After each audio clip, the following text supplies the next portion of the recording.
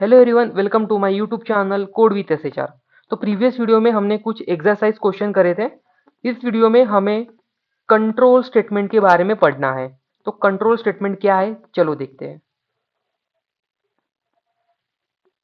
तो control statement अपने code को कंट्रोल करने का काम करता है।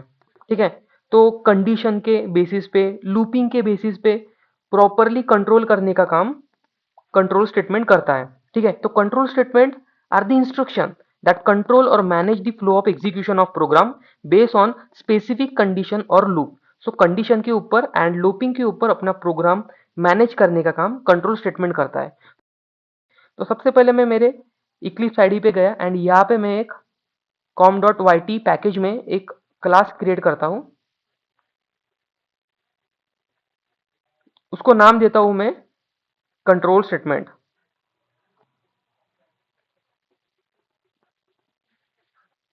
तो यहाँ पे मैंने कंट्रोल स्टेटमेंट नाम का एक क्लास क्रिएट किया है एंड इसमें मैं अभी एक मेन मेथड क्रिएट करता हूँ। तो यहाँ पे देखो, आप जब इक्लिप्स आईडी पे कोडिंग करते हो तो आप यहाँ पे कुछ भी डालो तो आपको सजेशन नहीं मिल रहा है। आपको सजेशन नहीं मिल रहा है। अभी यहाँ पे मैंने मेन लिखा है तो यहाँ पे सजेशन नहीं मिल रहा है। तो उसके लिए आप क्या करो, ऑटो सजेशन के लिए विंडो पे जाओ, प्रेफरेंस पे जाओ एंड यहाँ पे लाइक, हाँ, इस जावा नाम के फोल्डर में जाओ, जावा देन एडिटर पे जाओ एंड एडिटर में एक ऑप्शन है कंटेंट असिस्ट, यहाँ पे क्लिक करो एंड यहाँ पे देखो auto activation trigger for Java and यहाँ पे क्या है, ओनली पॉइंट है। मतलब आप जब पॉइंट हिट करते हो तो आपको सजेशन आता है, बट आप ए लिखो, बी लिखो, सी लिखो या नाम लिखो, कोई भी कीवर्ड लिखो या कॉमा दो तो वहाँ पे आपको सजेशन नहीं मिलता है। तो आप क्या करो, पॉइंट को रहने दो, यहाँ पे लिखो A B C D up to the Z तक आप अल्फाबेट लिखो। मतलब आप ए डालो, बी डालो, सी डालो तो आपको प्रॉपरली ऑटोमेटिक सजेशन मिल जाता है।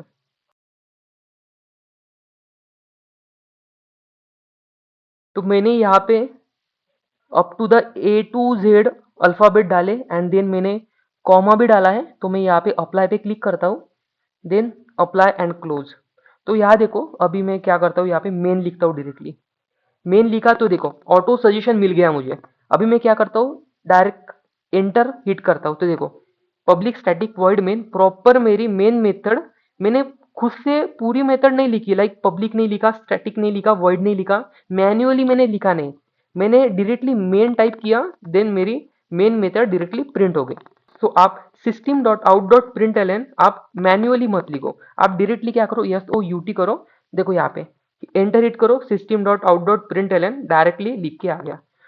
ओके, अभी मैं यहाँ पे क्या करता हूँ, एक सिंपल एक मैसेज लिखता हूँ, हेलो, एंड इसके नीचे मैं लिखता हूँ हाय। मान लो कि मैं हेलो को 10 बार प्रिंट करूंगा, मान लो कि मैं हाय को 100 टाइम प्रिंट करूंगा, या मुझे ओनली हेलो को ही प्रिंट करना है, मुझे हाय को नहीं प्रिंट करना है। तो यह लॉजिक लगाने का काम कंट्रोल स्टेटमेंट करता है। ठीक है, तो कंट्रोल स्टेटमेंट में थ्री टाइप्स होते हैं। फर्स्ट होता है कंडीशनल स्टेटमेंट, देन होता है लूपिंग स्टेटमेंट, देन होता है जंप स्टेटमेंट। ठीक है, तो आज हम कंडीशनल स्टेटमेंट देखने वाले हैं। आज हम कंडीशनल स्टेटमेंट देखने वाले हैं। तो कंडीशनल स्टेटमेंट में आता है इफ, देन आता है इफ एल्स, देन आता है इफ एल्स इफ। तो इसको बोलते हैं इफ एल्स लैडर, मतलब इसमें मल्टीपल कंडीशन होती है। ठीक है, एंड बाद में आता है स्विच। तो स्विच को हम इस वीडियो में कवर नहीं करेंगे, इसको हम अगले वीडियो में कवर करेंगे। वहां पे हम स्विच को प्रॉपरली देखेंगे, वहां पे एक मेनू ड्रिवन एप्लीकेशन क्रिएट करेंगे। इफ है, इफ एल्स है, इफ एल्स इफ है। तो हम कंडीशन कहाँ पे लिखते हैं, मैंने आपको मेरे ऑपरेटर की वीडियो में बताया था इफ के बारे में। तो हम कंडीशन इफ में लिखते हैं। ठीक है, तो यहाँ पे कितनी कंडीशन होगी, एक ही कंडीशन होगी। यहाँ पे देखो इफ एल्स है तो यहाँ पे भी एक ही कंडीशन होगी, क्योंकि इसमें इफ एक ही बार होता है। एंड यहाँ पे इफ एल्स इफ, तो यहाँ पे मल्टीपल कंडीशन होगी, मतलब यहाँ पे मल्टीपल इफ आएंगे। ठीक है, तो देखो हम कोडिंग में लिखते हैं, इसको मैं हटा देता हूँ। ठीक है, तो यहाँ पे मैं कमेंट में लिखता हूँ सो कंडीशनल स्टेटमेंट। तो मैं एक रियल टाइम एग्जांपल देता हूँ आपको। कंसिडर करो एक स्टूडेंट है और उसकी एज 25 है। यहाँ पे मैं एक कंडीशन लगाऊंगा कि जो स्टूडेंट है उसकी एज 18 या 18 से ज़्यादा है, तो वो इलिजिबल है फॉर वोटिंग के लिए, अदरवाइज नहीं है। तो मैं सबसे पहले इफ को देखने वाला हूँ। इफ, तो इफ लिखता हूँ, देन यहाँ पे देखो कभी भी आपको इफ में कंडीशन लिखनी पड़ती है। अभी मैं इसमें क्या लिखता हूँ, तो सबसे पहले एक वेरिएबल को डिक्लेयर करता हूँ इंट एज नाम से, एंड मैं एज में देता हूँ 20। ठीक है, अगर अगर एज ग्रेटर है और इक्वल है 80 से, यहाँ पे मैं एक मैसेज को प्रिंट करता हूँ, you are eligible for voting. तो देखो मैंने यहाँ पे एक मैसेज को प्रिंट किया, अगर एज 18 से बड़ी है या 18 से इक्वल है तो जो बंदा है वो एलिजिबल होगा वोटिंग के लिए। अगर ये कंडीशन वैलिड होती है तो अंदर जो मैंने लिखा है system dot out dot println में you are eligible for voting, ये लाइन प्रिंट होगी, अदरवाइज नहीं होगी। देखो मैं रन करता हूँ and run as Java application.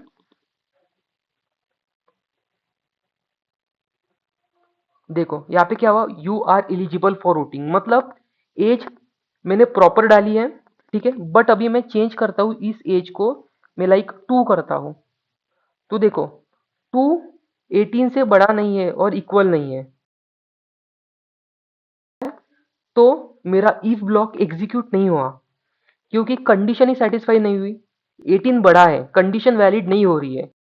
सो दूसरा है हमारा इफ एल्स। तो इफ एल्स में क्या होता है, अगर इफ ब्लॉक एग्जीक्यूट नहीं हो रहा है तो एल्स ब्लॉक एग्जीक्यूट होगा, मतलब एल्स में हम बैकअप फंक्शनैलिटी कोड लिखते हैं। एल्स, सो एल्स में मैं अभी लिखता हूं नॉट।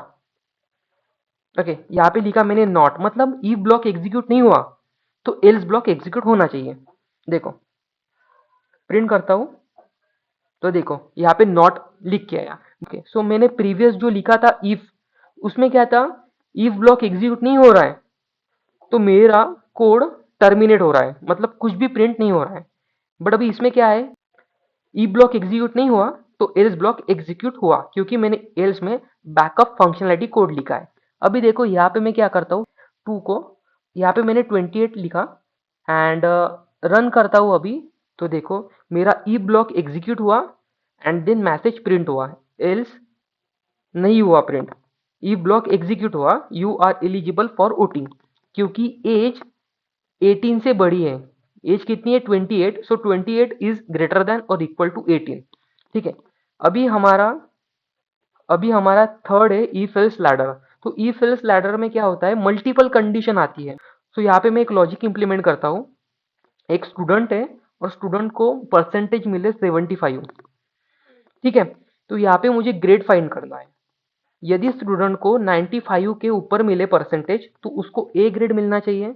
यदि स्टूडेंट को 85 के ऊपर परसेंटेज मिले तो उसको बी ग्रेड मिलना चाहिए। यदि स्टूडेंट को 65 के ऊपर परसेंटेज मिले तो उसको सी ग्रेड मिलना चाहिए। यदि स्टूडेंट को 65 के लेस मिले, मतलब कम मिले मार्क, तो वो डायरेक्टली फेल होना चाहिए। तो यहाँ पे देखो मैं इंट एक वेरिएबल को डिक्लेयर करता हूँ पर नाम से, that is percentage, and student को मिले 89 परसेंटेज। अभी यहाँ पे मैं लॉजिक को इंप्लीमेंट करता हूँ, इफ यदि परसेंटेज ग्रेटर देन और इक्वल टू 95 है, मतलब परसेंटेज 95 या 95 के ऊपर है तो स्टूडेंट को ए ग्रेड मिलना चाहिए। और दूसरी कंडीशन आपको लिखनी है तो ऐसी लिखनी पड़ती है, एल्स एल्स देन इफ। ठीक है, एल्स इफ लिख के आप दूसरी कंडीशन लिख सकते हो, बट आप इसमें ओनली इफ एल्स लैडर में ही मल्टीपल कंडीशन लिख सकते हो, आप इफ में नहीं लिख सकते हो एंड इफ एल्स में मल्टीपल कंडीशन नहीं लिख सकते हो। ओनली आप इफ एल्स लैडर में ही मल्टीपल कंडीशन लिख सकते हो। अभी यहाँ पे देखो मैं क्या करता हूँ, परसेंटेज ग्रेटर देन और इक्वल टू 85 है, मतलब परसेंटेज 85 और 85 के ऊपर है तो स्टूडेंट को बी ग्रेड मिलना चाहिए।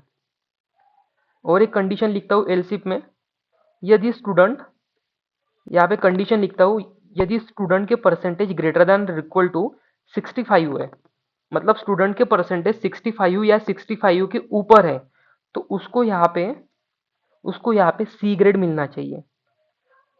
और यदि स्टूडेंट के परसेंटेज 65 के लेस है, 65 के कम है, तो डायरेक्टली फेल होना चाहिए। तो यहाँ पे मैं क्या करता हूँ, डायरेक्टली एल्स लिखता हूँ एंड एल्स में यहाँ पे प्रिंट करता हूँ मैं फेल। मतलब स्टूडेंट को कंसिडर करो 61 मिला, तो स्टूडेंट 95 के कैटेगरी में नहीं बैठता, स्टूडेंट 85 के कैटेगरी में नहीं बैठता, स्टूडेंट 65 के कैटेगरी में नहीं बैठता। तो स्टूडेंट ओनली इस एज ब्लॉक के कैटेगरी में बैठता है, मतलब 65 के कम मार्क वाले फेल हो जाएंगे। 89 लिखा है मैंने, तो 89 बैठता है इस वाले कंडीशन में, क्योंकि यहाँ पे लिखा है मैंने 85 के ऊपर है परसेंटेज या इक्वल है तो बी ग्रेड मिलेगा। तो देखो यहाँ पे मैं रन करता हूँ, तो मेरा ग्रेड कितना आया, बी आया। यदि मैं यहाँ पे 98 करता हूँ तो मेरा फर्स्ट वाला ब्लॉक एग्जीक्यूट होगा। देखो देखो कितना आया, ए आया। तो यदि आपने यहाँ पे ऐसा नंबर डाला जो कि आपकी फर्स्ट कंडीशन भी वैलिड हो रही है या थर्ड कंडीशन भी वैलिड हो रही है, सो बट आपको मैंने पहले भी कहा था कि जावा का एग्जीक्यूशन का अप्रोच टॉप टू बॉटम होता है। तो कंडीशन ऊपर से नीचे तक चेक करती आएंगी एंड उसको लगा कि फर्स्ट कंडीशन वैलिड है तो ओनली फर्स्ट कंडीशन ही ट्रू होगी, बट सेकंड कंडीशन ट्रू हो रही है तो वहां पे नहीं जाएगा, थर्ड कंडीशन ट्रू हो रही है तो वहां पे नहीं जाएगा, ओनली वन ब्लॉक एग्जीक्यूट करेगा, बाद में अपना प्रोग्राम टर्मिनेट हो जाएगा, मतलब एंड हो जाएगा। तो आज हमने देखा if else then if else ladder. अगले वीडियो में हम स्विच के बारे में देखेंगे, वहां पे हम एक मेनू ड्रिवन एप्लीकेशन क्रिएट करेंगे। So do subscribe my channel. Thank you.